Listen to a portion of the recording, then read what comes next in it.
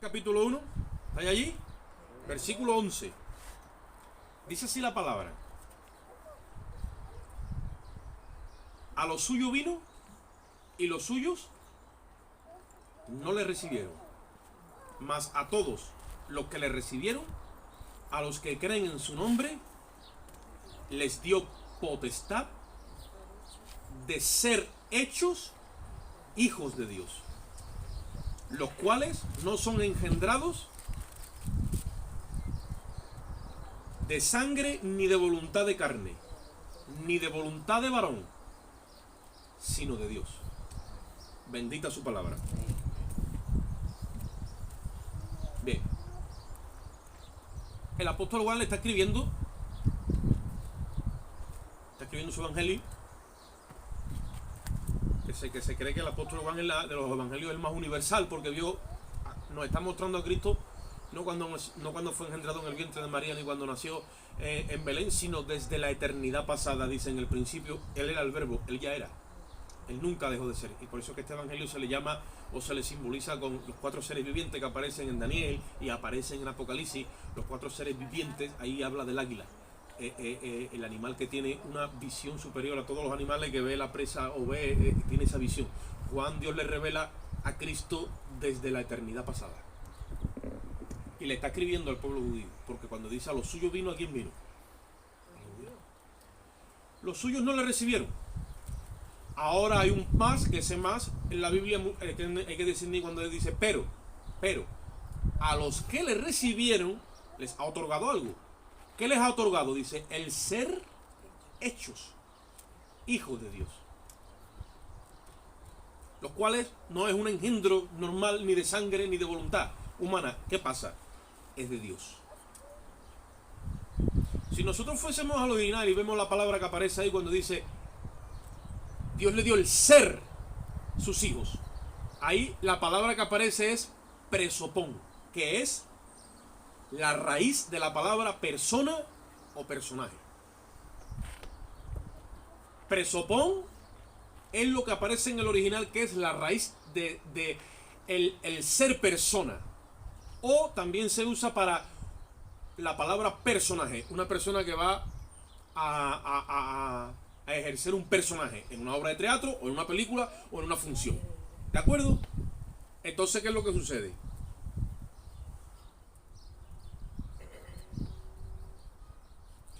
Mientras que el ser humano no encuentra identidad en la vida, está buscando, porque no la encuentra. Solo cuando viene a Cristo recibe ese don de ser alguien en este universo. ¿Os acordáis cuando Moisés le pregunta a Dios y le dice: ¿cómo te llamas? ¿Quién eres? Dame tu nombre. Yo tengo que decirle tu nombre que Dios se te ha revelado. Dice: mi nombre es Yo Soy el que soy, el gran Yo Soy, el que tiene el poder legítimo de dar el don de ser. Cuando éramos pequeños y estudiábamos en el colegio la materia de lengua, ahí estaba la gramática, y había 2 verbos auxiliares, que era ser y estar. Ser y estar. Eso tiene un trasfondo mucho más allá, pero cuando estudiamos verbos estamos estudiando a Cristo, que es el verbo por excelencia. Ser y estar solamente lo da Dios. El ser alguien. Y el ser humano viene desde el Edén con eso,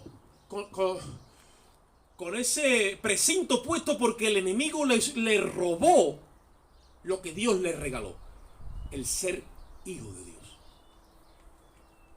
Adán y Eva eran felices porque dependían todo de Dios, porque Dios le había dado el ser alguien. Cuando el hombre encuentra la felicidad en alguna parte, es porque se siente parte de algo, y es algo o es alguien.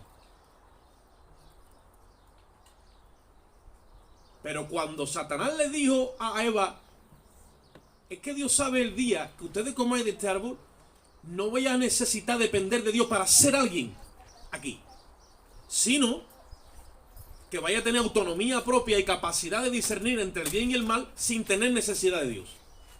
Y tú puedes ser dueño de tu vida, puedes ser el Dios de tu vida y buscar la felicidad por ti mismo. Ahí viene el engaño.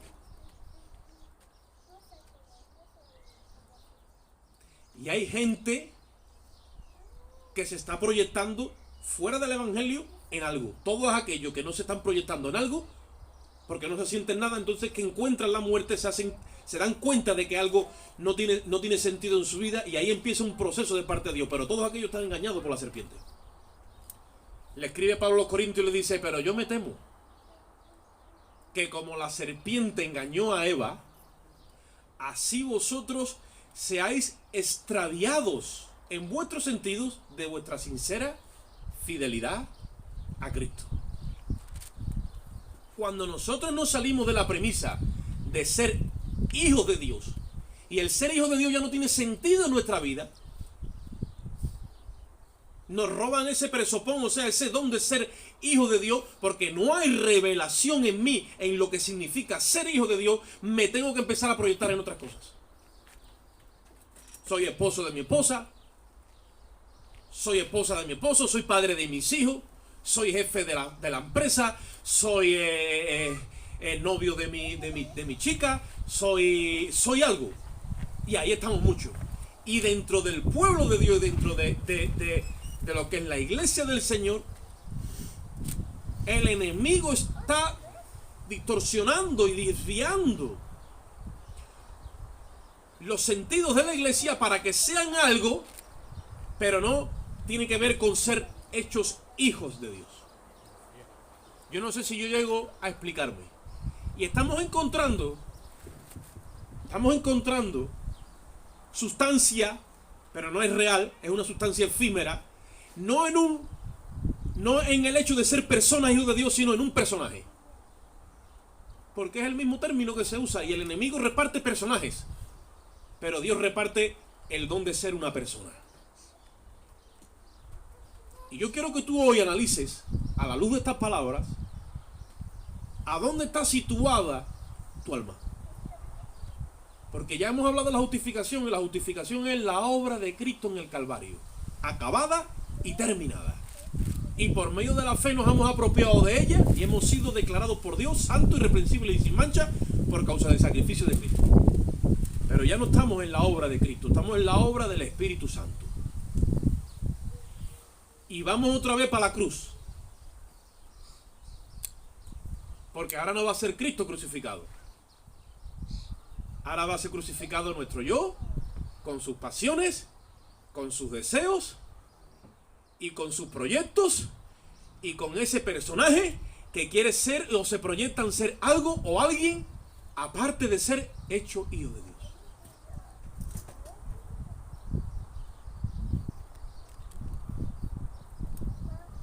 ¿Cuántos pastores nos han proyectado en ello? Yo soy el pastor de una iglesia, y ha dejado de ser llamado hijo de Dios, depender totalmente de Dios, porque Él es ahora el pastor de una iglesia. Por poner un ejemplo para que nos sintamos identificados. La serpiente lo engañó con astucia.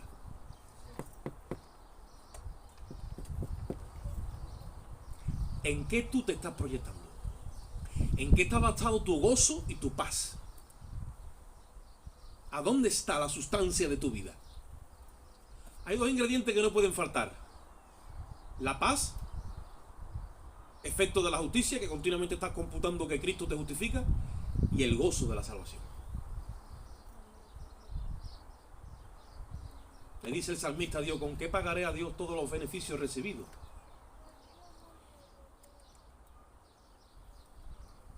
Tomaré de la copa de la salvación, dice, e invocaré el nombre de Jehová. Habacuc estaba con un dilema delante de Dios diciendo: mira toda la injusticia que hay, han venido los caldeos, te estoy preguntando, tú no respondes, y empieza Dios a tocar con él porque se quedó en su puesto de guardia. Muchas veces, como dije la otra vez, le estamos preguntando a Dios, le estamos haciendo un montón de cosas en nuestra oración, y cuando viene la respuesta ya nosotros hemos dejado de esperar. Nos hemos ido por nosotros mismos a proyectarnos en otra cosa. Porque lo de Dios no va como hoy, que tú metes la fiambre en el microondas y a los 2 minutos ya lo tienes todo calentito para comértelo. Lo de Dios sigue siendo a fuego lento. Y a la fe hay que seguirle añadiendo virtud. Y cuando la fe se mezcla con la virtud y ya es una sola masa, después hay que añadirle conocimiento. Y cuando eso es una sola masa, hay que añadirle, y eso todo el tiempo va así, en el fuego de la prueba. Pero nosotros somos una generación del último tiempo, somos débiles. Nos hemos ido adaptando a los tiempos. Dice la Biblia, no os conforméis a este siglo, sino transformaos por medio de la renovación, poniendo vuestros cuerpos como sacrificio vivo. El otro día estaba yo meditando en todo esto y digo, Dios mío, pero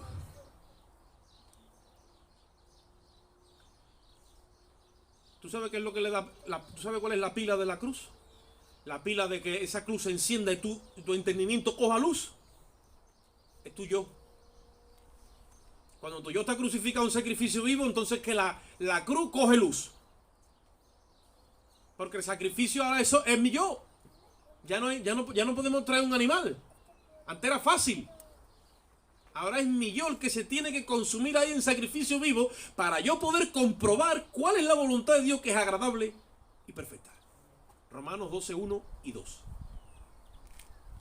Es un proceso donde estamos. Ya no estamos en la justificación, estamos en la santificación. Un proceso. Y hay una enfermedad que se ha metido en la iglesia en el último tiempo que se llama doble ánimo.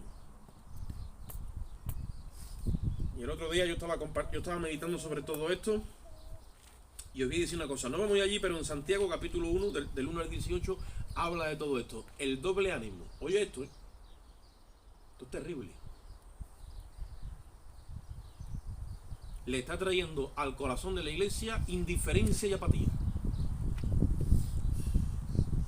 Si tú sientes esos síntomas en ti, o pones el buscador que empiece por ahí a rebuscar, algo está fallando en tu proyección.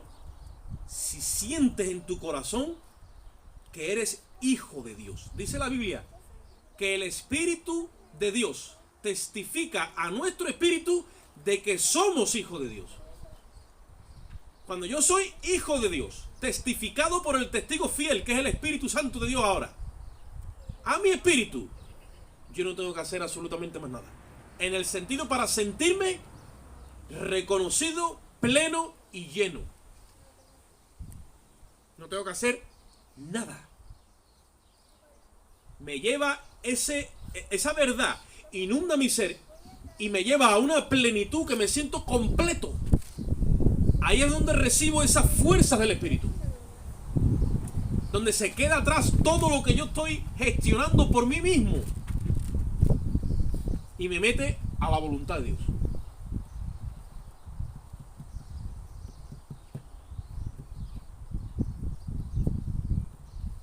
Cuando hablamos de que Dios trae vida eterna al corazón del creyente o del pecador arrepentido, muchos piensan que vida eterna es vida sin fin. Él nos ha regalado la vida eterna. Y Dios se dice a los hermanos, pues cuando nos muramos vamos a estar toda la eternidad con Él. Eso no es vida eterna ni ese es el significado que tiene en griego.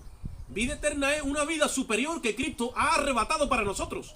Que la tenía Adán en el Edén. Y que tuvo que ser expulsado porque él no se conformó a depender de Dios, sino que cayó en la trampa de la serpiente y le dijo, sé independiente y busca la felicidad por ti mismo. Y busca el bienestar por ti mismo. Y esa vida eterna la perdió. Pero cuando la iglesia la recupera por causa de Cristo, ¿sabéis qué es lo que es vida eterna? Vida eterna es una vida indestructible. Se te mete dentro de ti vida eterna e inmortalidad. Ahora eres indestructible. Ya no puede venir el diablo a destruirte. Y él lo sabe. Por eso que usa el artimaña del engaño. Pero en nosotros hay un poder sobrenatural escondido que estamos preparados para perdonar la traición. Para perdonar el engaño. Para que no se nos meta en el corazón la codicia, la avaricia. Para que no se nos meta el homicidio. Para eso estamos preparados, porque eso está en nosotros. Y nosotros no lo sabemos porque nos estamos proyectando en otras cosas y no en ser hijos de Dios.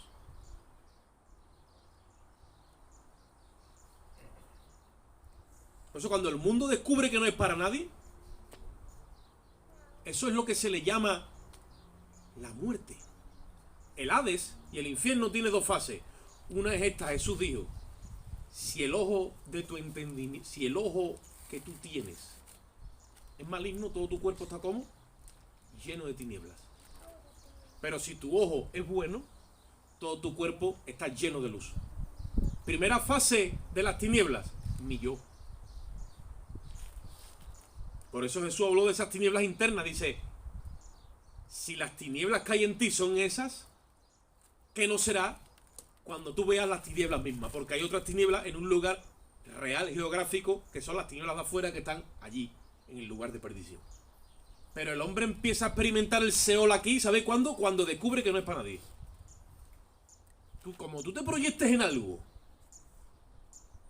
y no hayas una identidad y al final hayas la traición, ahí es cuando tú descubres lo que se le llamó en filosofía la muerte óntica. O sea, no eres para nadie, te dice el diablo, no pintas nada en este mundo. Y todo pierde su sentido. Quítate del medio.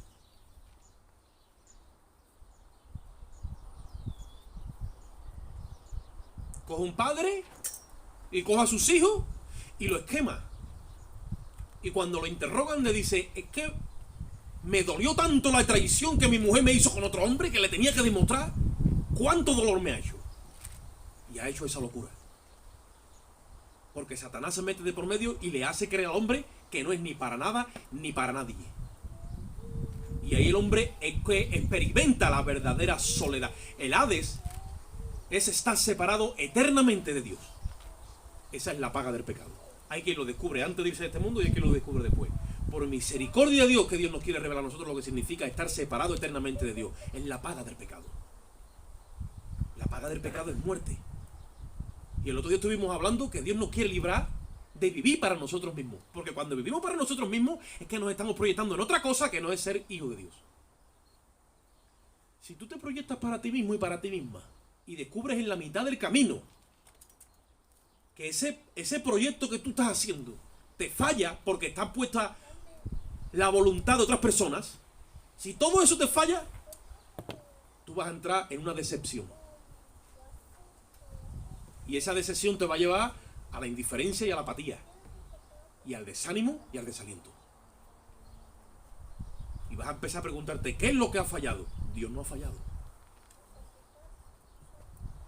¿Dónde yo tengo puesta mi fe? Cuando tu fe está puesta en la roca, solo, única y exclusivamente en el sacrificio de Cristo, a ti no hay demonio que te pueda robar ni la paz ni el gozo. Pero ese proceso de poner toda tu vida, toda tu identidad, toda tu posesión, de llevarlo a ese lugar, es lo que se le llama en teología la santificación. Por eso es que estamos sufriendo un traslado. Dios está trasladando cada área de nuestra vida y la está llevando a Cristo. Lo mismo que Israel entró en la tierra de Canaán y fue conquistando la tierra poco a poco, y cuando conquistaba decía, esto es para Zabulón, esto es para Netalí, esto es para Dan, y la fue conquistando poco a poco hasta que la repartió y la conquistó completamente. Y ni siquiera Josué la pudo conquistar entera porque se quedó la capital, que era Jebús, donde estaban los jebuseos. Y fue David, cuando llegó a Jebús, el que la conquistó y estableció allí la capital de Israel. ¿Cuál es la capital de tu corazón y qué es lo que se está quedando en ti que no quiere ir a la cruz para que muera?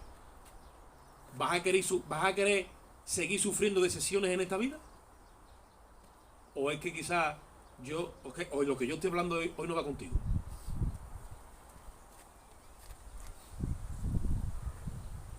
Ponemos confianza en la esposa propia, ponemos confianza en los hijos, ponemos confianza en los demás.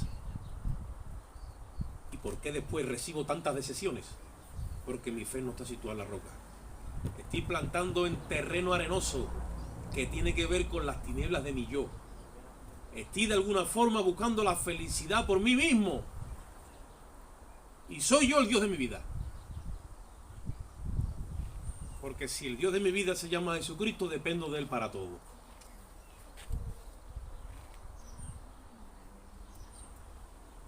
Pero estamos hechos a eso, ¿eh? como lo que he compartido antes, ¿no? Ya nos hemos hecho a tener esa libertad.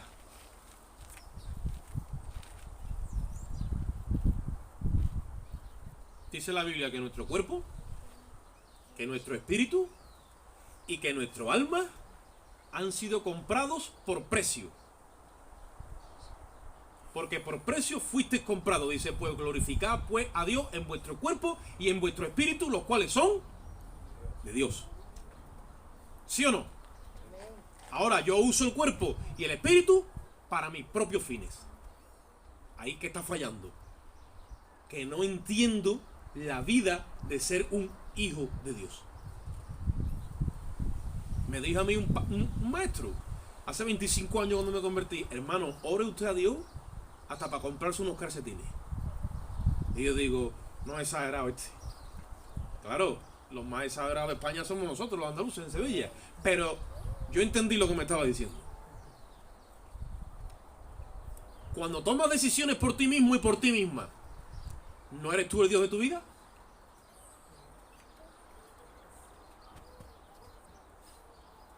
Porque eso no te lo ha enseñado Cristo.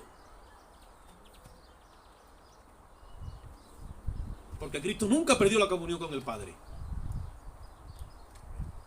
Porque Cristo llegó a decir, yo por mí mismo nada puedo hacer. Lo que veo hacer al Padre, eso es lo que hago yo. Y cuando se marchó, dijo, Padre, que aquella gloria que tú y yo teníamos en el principio, que yo tenía, esa gloria donde tú y yo éramos uno porque son gemelos, que ellos también la tengan con nosotros y que ellos y tú y yo seamos uno, perfecta unidad. Ahí el diablo, él sabe que él no puede entrar y entonces tiene que buscar la manera de hacerte creer a ti y a mí que puede ser feliz de otra forma sin hacer la voluntad de Dios. El Hijo de Dios no halla felicidad en su corazón, ese bienaventurado, hasta que no está haciendo la voluntad de Dios.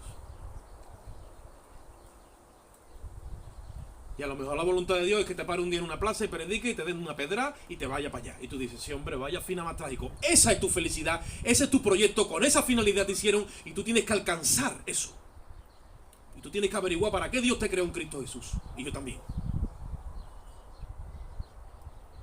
Hermano, no me sea tan drástico. Juan el Bautista fue consagrado no desde cuando nació, sino desde antes de que viniese a este mundo. En el vientre de su madre ya Dios lo bautizó con el Espíritu Santo. Y lo metieron en el desierto siendo hijo de sacerdote. Y no lo dejaron servir en el templo. Y dice la Biblia, y el niño crecía en sabiduría y estatura, dice. Hasta el día de su manifestación en Israel. ¿Dónde se crió? Dice, en los desiertos. Toda una vida. Pero toda una vida consagrada para 3 años de ministerio y después morir decapitado. Dice, hombre, qué triste, ¿no? La vida de Juan el Bautista. Pues Cristo dijo que de los nacidos de mujer no se ha levantado uno más grande que Juan el Bautista. No ha habido, humanamente hablando, un hombre más grande que Juan el Bautista. Más grande que Abraham, que Moisés, que David, que Salomón. Eso lo dijo Cristo. Y tú dices por fuera, pues no parece mucho, claro, pero es que no es lo de afuera, es lo de adentro. Ese corazón estaba rendido a la voluntad de Dios. Estaba rendido a la voluntad de Dios. Tan grave es que yo vivo para mí mismo, es tan grave que el Hijo de Dios tuvo que morir para que tú seas libre de vivir para ti mismo, para que seas libre de esas tinieblas, para que haya en ti ese poder de que cuando te injurien tú tengas la capacidad de decir, yo te bendigo en el nombre de Jesús, para que cuando se estén llevando lo tuyo tú no se lo rehuses y le diga, Padre, bendícelo con esto que se está llevando. Eso está en nosotros, eso es lo más grande que tiene la iglesia, y el diablo no quiere que la iglesia viva en ese nivel de vida, porque eso es un nivel de vida muchísimo más superior a todos los mortales en esta tierra. A esa iglesia el diablo no le puede meter el diente, no la puede engañar ni con astucia ni con ninguna enredadura, porque es una iglesia que vive de una justicia superior, es una iglesia que se abre como su maestro, y si la tienen que crucificar, se deja crucificar por amor a Dios. Esa es la iglesia.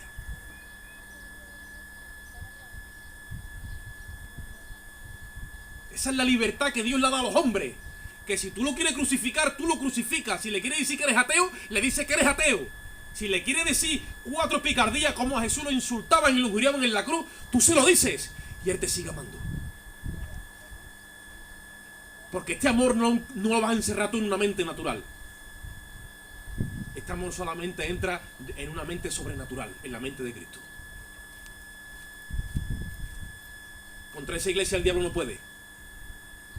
Ha tenido que diseñar una artimaña para frenarla, porque aquella primera iglesia no podía pararla. Y le digo a mi mujer ayer, ¿cómo murieron los 12 apóstoles? Esos hombres son nuestros héroes. Todos, dice la historia, todos murieron como mártires.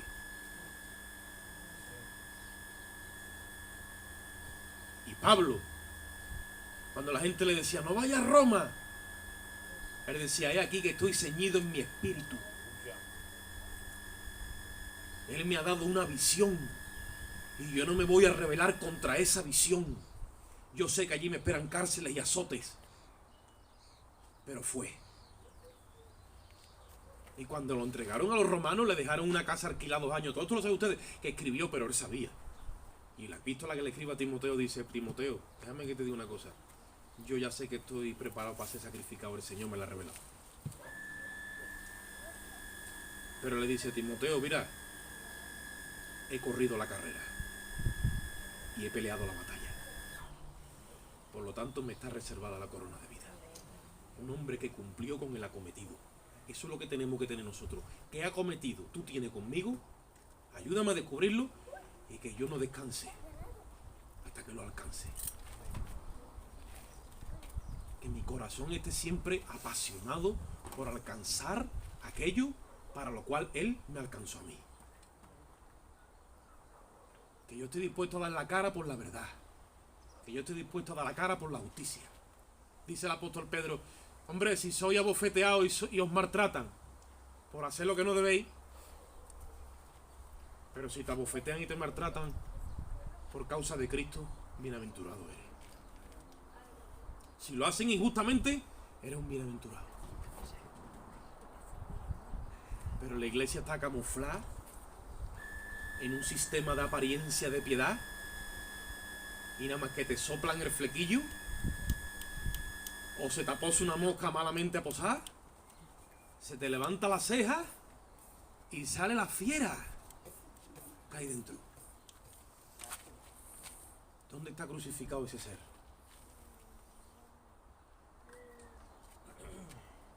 Le dice Pablo a los Gálatas, hermanos míos, no os engañéis.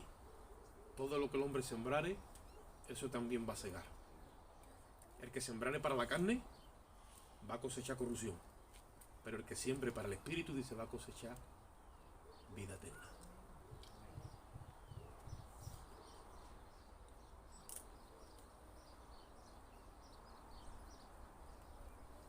Él quiere a través de la prueba sellar su personalidad en ti. Darte ese don de ser persona. No hay nadie más humilde que Cristo. Pero eso tú no lo ves en las iglesias. Los hermanos nos dicen, hermano, me gustaría ser como Cristo de humilde. Hermano, me gustaría ser un predicador del evangelio, que es lo más grande que hay en esta tierra, que el Señor me ha revelado. Tú no escuchas nunca esas conversaciones, ni escuchas esos deseos. Todo el mundo está pendiente de otras cosas. Pero nosotros tenemos que fijar los ojos en Jesús, autor y consumador de nuestra fe. Y despojémonos de todo peso y del pecado que nos asedia, para correr la carrera que tenemos por delante de una forma digna y lícita. Cuando el mundo vea, dijo Cristo, que ellos se aman como tú y yo y son uno, como tú y yo somos uno, entonces el mundo creerá. Jesús nunca dijo que por los milagros, la señal, que son cosas que tenemos que reclamar, que son cosas que nos deben de seguir conforme a nuestra fe, pero que eso no está para que el mundo crea. Más milagros que hizo Jesús en Besaida y en Corazín, que era la tierra de Pedro, aquella Decápolis del norte, y le tuvo que decir, ay de ti Besaida y Corazín, que si en ti se hubiesen hecho los milagros, Si en Sodoma y en Gomorra se hubieran hecho los milagros que se han hecho en ti, de tiempo esa gente se hubiesen arrepentido. En el día del juicio ellos se van a levantar contra ti. Mira si hizo Jesús milagro en Betsaida. Se levantaba por la mañana y dice que venían a buscarlo los enlutados, los paralíticos, los endemoniados, los enfermos, los lunáticos, dice, y los sanó a todos. O sea, a todos. Y el pueblo seguía sin creer. Y dice la Biblia, y no hizo más milagros por la incredulidad de ellos. Que a la iglesia se le está metiendo la apatía y la indiferencia, llevándola al desánimo y al desaliento. Y el último paso es llevarla a la incredulidad y a la apostasía. Y tenemos en esta mañana que ser responsables, porque aquí no... Bueno, lo mismo que estamos viviendo la pureza, lo mismo aquí ya estamos predicando sin filtro, a corazón abierto. Si nos parecemos a esa iglesia, tenemos que decir amén. Pero si no nos parecemos, tampoco podemos decir, no podemos hacer nada. Tenemos que decir amén, no nos parecemos, pero vamos a poner manos a la obra, porque esa es la iglesia de Cristo. Para que el Señor cuando venga diga, esa es mi amada, yo la reconozco, a esa yo le di el don de ser, esa es igual que yo, esa no responde cuando le injurian, esa guarda silencio y encomienda todas las cosas al que juzga justamente, esa es igual que yo, a esa es la que Cristo va a señalar, a esa. Y dentro de esa iglesia estamos nosotros.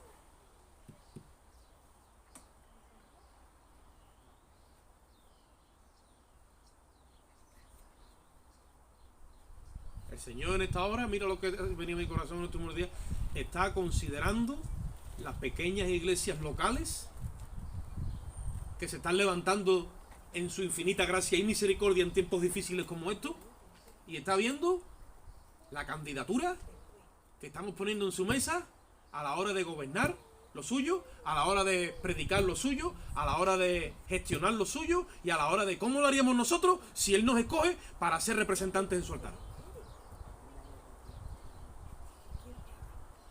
En el COVID ya trató el Espíritu de Dios conmigo y me dijo, viene un reemplazo a los altares. Los ministerios viejos se han podrido y viene un reemplazo de liderazgo nuevo. Y todos están presentando su candidatura. Nosotros también estamos presentando la nuestra, pero no para que nos vote la gente. Tenemos que conseguir el sello de Dios. La aprobación divina. ¿Y sabes cómo lo hace? Mirándote a ti y mirándome a mí en nuestro andar diario todos los días. Ustedes saben que cuando se presenta un candidato a las elecciones, se presenta él con su gabinete y ahí están todos. Ese es el partido. Jesús se presentó delante del Padre y dijo, Padre, yo y estos 12. Que si tú vas y le buscas el rastro a la vida de ellos antes, eso era un desastre. Pero cuando vino el Espíritu, esa gente fueron transformadas.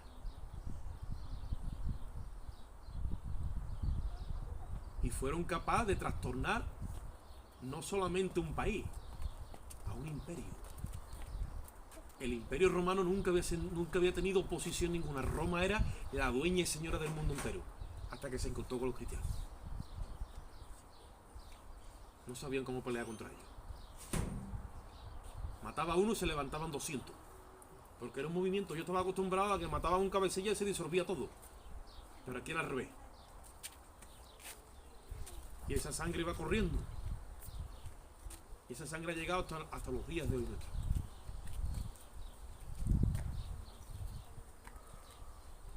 Y estamos en medio de una tierra perversa y libertina, donde esto ha cogido también un margoló y nos toca hacer la diferencia.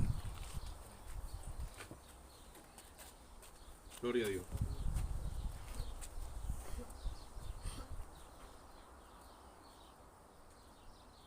La indiferencia, la apatía, el desánimo, el desaliento, la incredulidad y la apostasía, Dios lo va a reemplazar.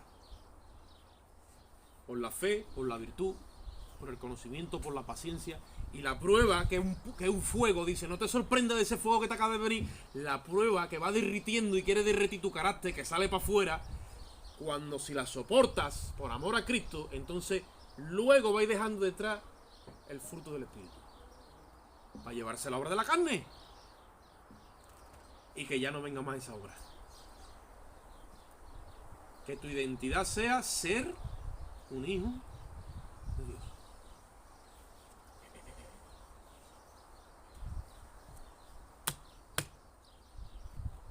Bendita su palabra, hermano. Vamos a una oración. Padre, te damos gracias, Dios mío, por este día lindo que tú nos regalas. Yo te ruego aquí en la presencia de mis hermanos que tú, en tu infinita misericordia, Señor, meta esta palabra en nuestros corazones, Señor. Y la sueltes ahí viva, Señor. Y trabaje en lo profundo de nuestro ser. Y taladre hasta donde tenga que taladrar y llegue hasta donde tenga que llegar, Señor. Queremos que nuestra hora, nuestro viejo hombre que sea crucificado juntamente contigo, Señor. Queremos alcanzar aquello para lo que tú nos alcanzaste primero, Señor. Queremos cubrir, Dios mío, el propósito de nuestra participación en esta tierra, Padre. Te doy gracias, Señor, y en ti esperamos en el nombre de Jesús.